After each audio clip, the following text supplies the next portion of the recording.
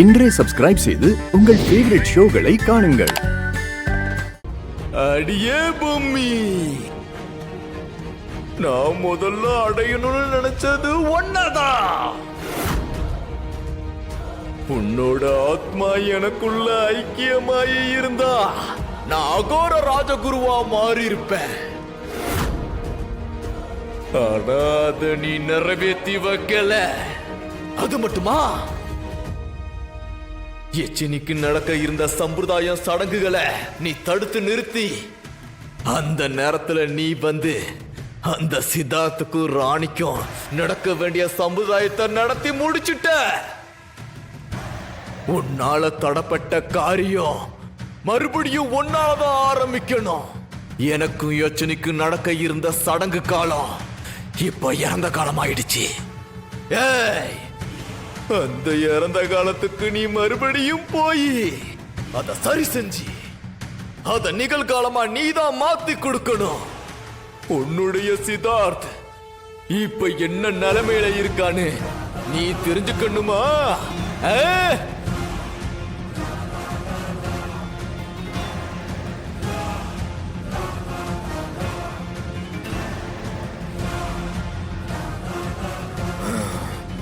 ஜெய் காளி, அங்க பார்.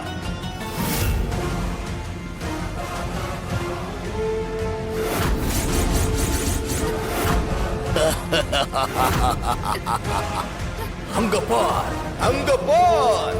பாருடி பொம்மி உன்னுடைய சித்தார்த்த.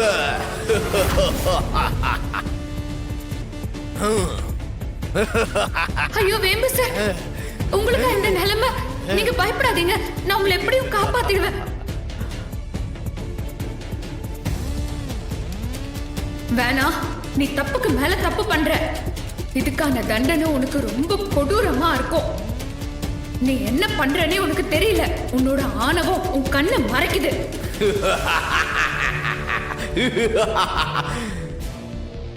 ஏய் பொம்மி, என்ன பயமுறுத்த பாக்குறியா? உன்னால என்ன எதுவும் செய்ய முடியாதுடி. அப்படி உன்னால ஏதாவது செய்ய முடிஞ்சிருந்தா எப்பவோ என்ன கொன்னு அந்த சித்தார்த்த கூட்டிட்டு போயிடுப்ப. இது எனக்கு தெரியாதா? சித்தார்த்த நிலைமை எப்படி இருக்குன்னு தான் நான் உனக்கு காட்டுறேன். ஆனா அவன் எங்க இருக்கான்னு என்ன தவிர இந்த உலகத்துல யாருக்கும் தெரியாது.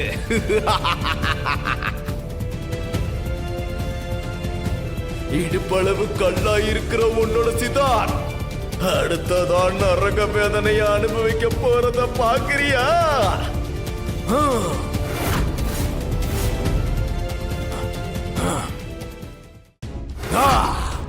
பார், ஓ சித்தார்த்த பார்.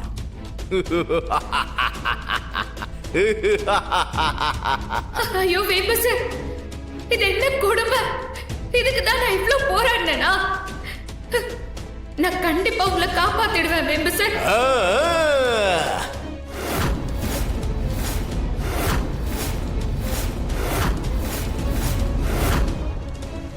நம்பூதிரி ஐயா, ஒரு இக்கட்டான சூழ்நிலை, நீங்க தான் எனக்கு உதவணும். சொல்லு போல, உனக்காக நான் என்ன வேணாலும் செய்யறேன். இனிப்பு இல்லத்துல இருக்கிறவங்க எல்லாருக்கும் ஒரு ஆபத்து காத்துட்டு இருக்கு. அதுல இருந்து அவங்கள காப்பாத்த அவங்க எல்லாருமே ஆத்மியான விரதம் செய்யணும். ஆக்ஞாவன விரதம் எல்லாருமே இருக்கலாம். ஆனா அதோட இறுதி கட்ட பூஜையான உச்சகட்ட பூஜையை யார் செஞ்சு முடிப்பாங்க? வீட்டுல இருக்கிற யாராலையும் அதை செய்ய முடியாது. அத முடிக்கிற நேரத்துல அது கொடுக்கிற வழிய தாங்குற அளவுக்கு அந்த வீட்டுல யாரு இருக்காங்க மோளே? அந்த உச்சகட்ட பூஜைய ராணி தான் செஞ்சு முடிக்கணும். அந்த வலிய வேம்பு சாருக்காக அவ தாங்கிதான் ஆகணும். மோளே, சாதாரண மனுஷங்களாலேயே அந்த கொடூர வேதனையையும் வலியையும் தாங்க முடியாது. அப்படி இருக்கும்போது கர்ப்பகால வயிறோட இருக்கிற ராணியால எப்படி செஞ்சு முடிக்க முடியும் போல? ராணி மட்டும் இல்ல, ராணியோட சேர்ந்து பிரகாமியம் மூலமா நானும் அதை செய்ய போறேன். போல என்ன சொல்ற? பிரகாமியம்னா என்ன? தால பல பல வடிவம் எடுக்கிற சிவ வித்தை தானே? ஆமா சாமி. அப்படி ஒரு காரியம் நீ செய்யும் போது அது பாதியில நின்னு போச்சுன்னா உன்னோட ஆத்மா அழிஞ்சிடும் போல. அது மட்டும் இல்ல, ராணியும் செத்துடுவாரு. நீயும் ராணியும் இல்லன்னா சித்தார்த்தை எப்படி காப்பாத்த முடியும்? அதுக்காக தான் நான் இப்போ உங்களோட உதவியை தேடி வந்திருக்கேன். யார் என்ன செய்யணும்?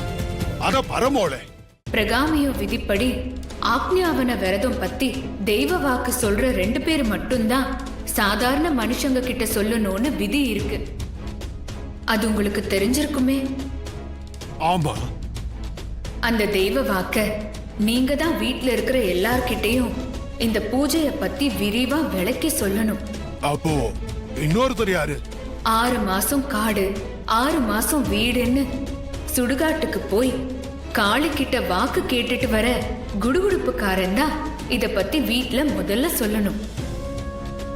கவலைப்படாத மோளை, நீ சொன்ன வேலையை நான் பாத்துக்கிறேன். நீ போய் சித்தார்த்தையும் என்ற மோலி எச்சினியையும் மீட்டு கொண்டு வர வேலையை பாரு. சரிங்க ஐயா.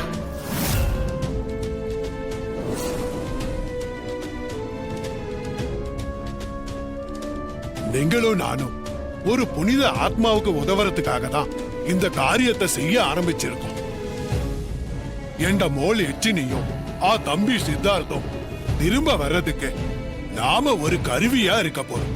சாமி, என்ன இந்த விஷயத்தை செய்ய சொன்ன பாக்கியத்துக்கு ரொம்ப நன்றி சாமி.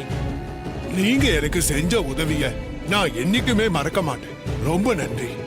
சரி, நான் கிளம்புறேன் சாமி. போயிட்டு வாங்க.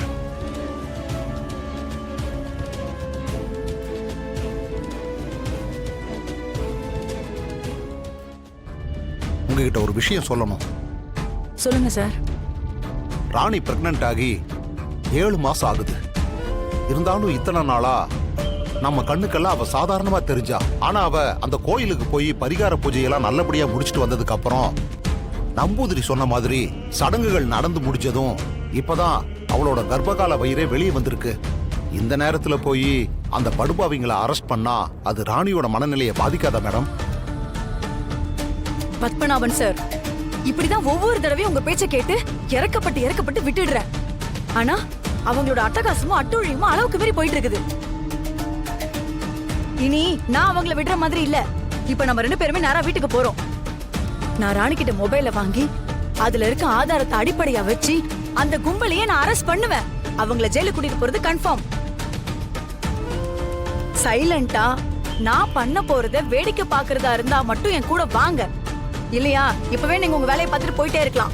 ஐயோ மேடம், கோவப்படாதீங்க மேடம். நான் என் மனசுல பட்டதை சொன்னேன், அவ்வளவுதான்.